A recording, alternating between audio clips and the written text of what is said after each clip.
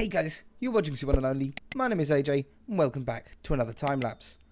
I think most people have gone through this scenario while playing survival. At first you build yourself a nice starter house. It looks beautiful, it's got a little bit of storage, it keeps you dry, it keeps the mobs out, perfect. But then you start to expand. You need a sugarcane farm, you need an enchantment room. Now your storage is overflowing, you need a proper storage room, you need a mob farm, and all these other things. And you build them, but then it takes time to tie them all together and make it look nice, and your beautiful world, how you envisioned it, now is just a jumbled bunch of farms all over the place. So you can get around this by building your stuff underground. Suddenly you don't need to worry about what it looks like from the outside. All you're doing is the inside. But that in itself causes its own problems. You've now got a beautiful underground base and it's all decorated up nicely, but you've got nothing on the surface. You might have a little entrance, you may have a hole in the ground, you may have a sign pointing you to where your own base is. So let's combine the aesthetics of having a base built on the surface, but the time save of having all the rooms built underground.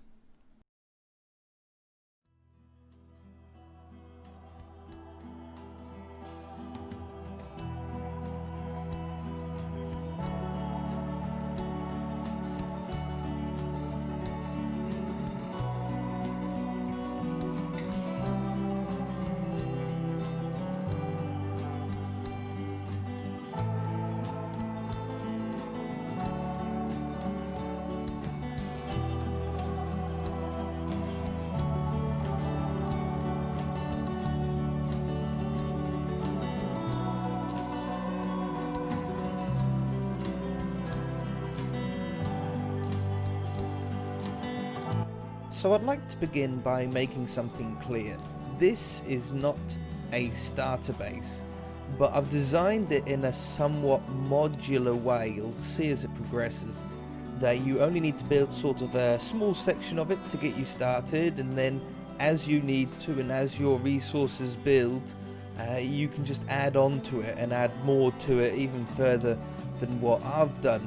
It's a sort of way of growing your base while also getting resources, and I've achieved this by making sure that all of the materials I used for it are starter materials. It's all wood and easy to craft stuff, barrels and chests and workstations to decorate it and make it look nice.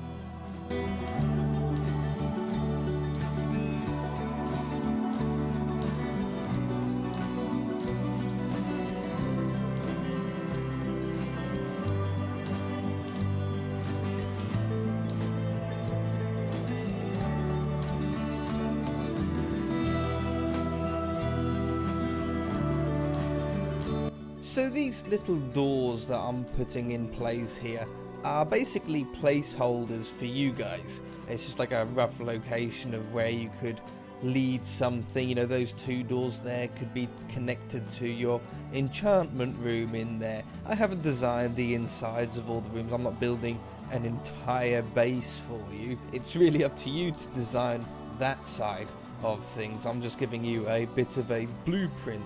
But I do think that even if you don't have anything to build yet, you still have the doorway to that area.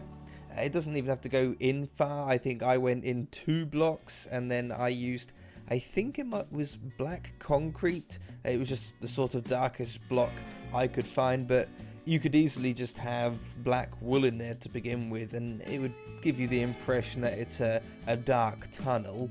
And then when you want to build your enchantment table or your sugarcane farm or your creeper farm, you would just extend one of those tunnels.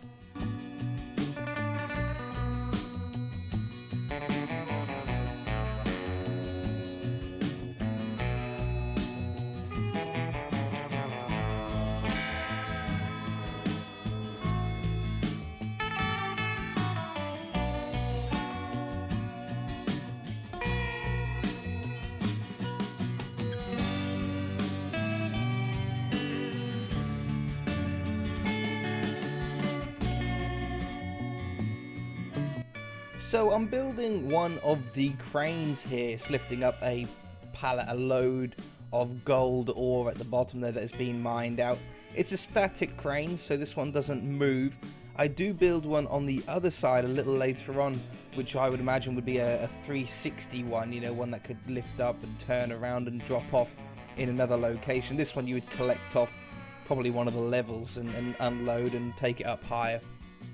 So then I needed to figure out a way on how I would get the player between all of the levels, and I decided to go with a spiraling scaffold style wooden staircase.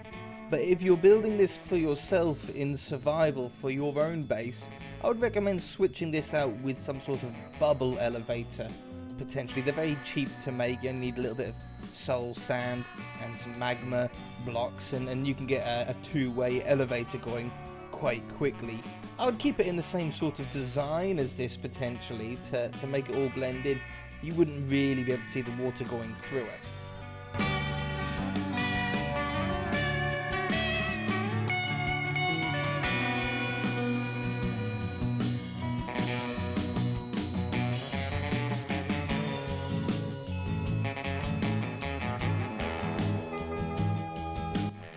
So I wanted to bring a little bit of life to the base, and you can do this with some moving objects. It doesn't feel quite as static when you're walking through it. Here I went with a minecart. It's only one minecart, but the tracks are set up behind the scenes in a way that it goes from number 1 to number 2 to number 3 and then back to number 1.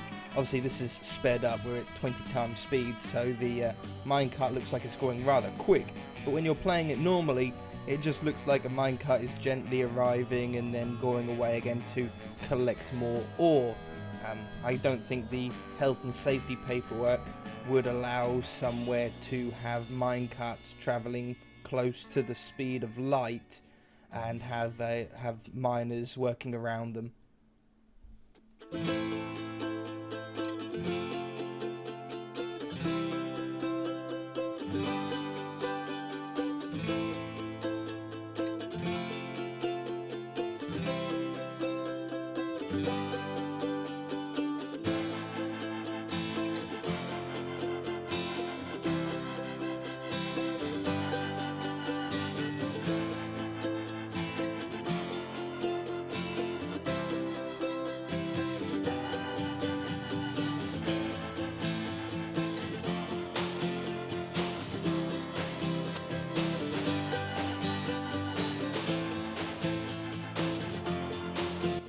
So I'm just figuring out a bit of a way down into the mine itself from the surface. I do a bit of a gradient into the clay and spruce. It's a little bit gentler of a transition than just doing a straight cut from spruce to clay. And while I was up here, I thought the top rim was looking a little bit empty. So I added another walkway around, which ends up being a minecart route to grab whatever the crane collects on the right hand side and take it over to the front of the base for you.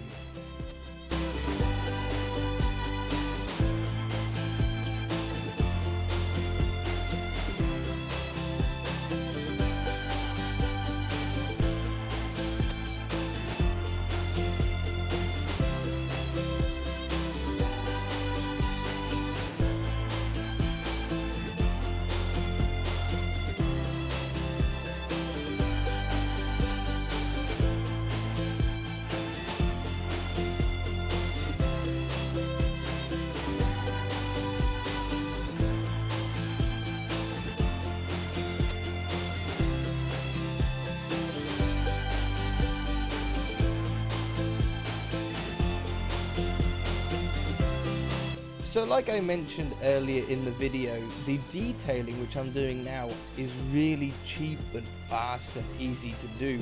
It's all chests and barrels, workstations, composters, iron ore, crafting tables, just little bits that you'll end up having lying around you can use to decorate up the place.